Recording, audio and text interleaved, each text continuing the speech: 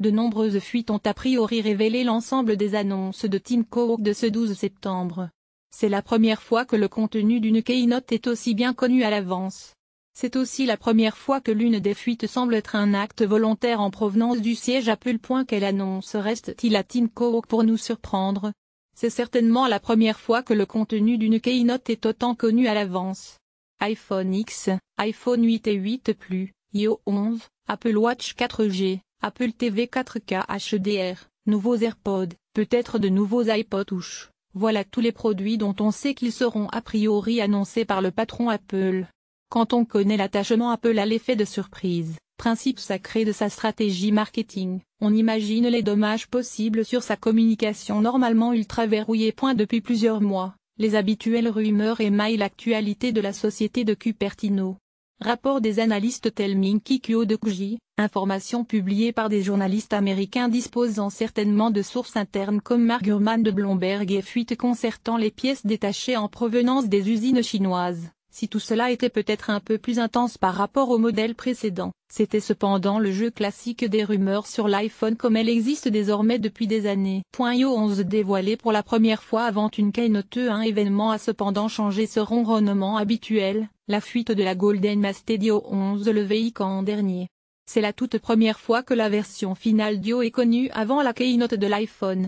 Dans les versions bêta publiées depuis la WWDC de juin, Apple se garde bien de laisser traîner des détails compromettant ses annonces de l'événement de ce 12 septembre. Mais pas dans la Golden Mast qui sera livrée avec l'iPhone X et qui est censé fonctionner avec tout l'écosystème des nouveaux appareils présentés en même temps pendant la keynote. Les développeurs, fins connaisseurs du code source d'iOS 11, s'en sont donc donnés à cœur joie sur Twitter.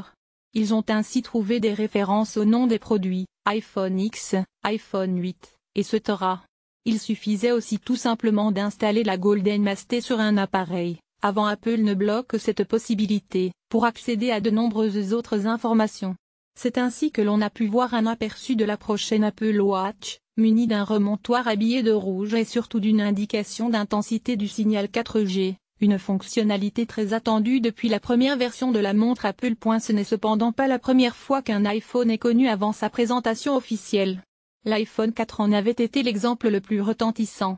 Oublié par mégarde par un employé Apple dans un bar de la Silicon Valley, il avait été acheté $5000 par le site américain Gizmodo.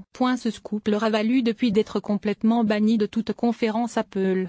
Toutefois, ce n'est pas tout le contenu de la conférence Apple qui avait lieu moins de 2 mois plus tard qui avait été dévoilé. Une fuite d'envergure en provenance de Cupertino. Le fait le plus important concernant la fuite de cette Golden Mast est certainement qu'elle provient d'un employé de la société.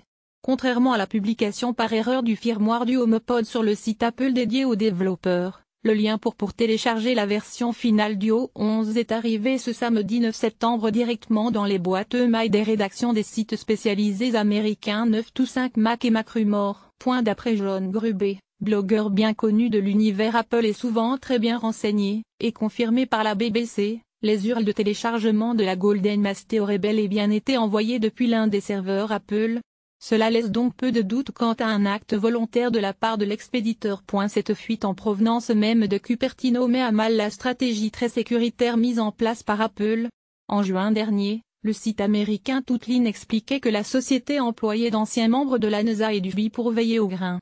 Si les fuites en provenance des usines chinoises semblaient maîtrisées au prix de contrôles drastiques et massifs, les experts craignaient désormais que le siège californien Apple soit le maillon faible. Une prédiction qui vient de se réaliser sous leurs yeux.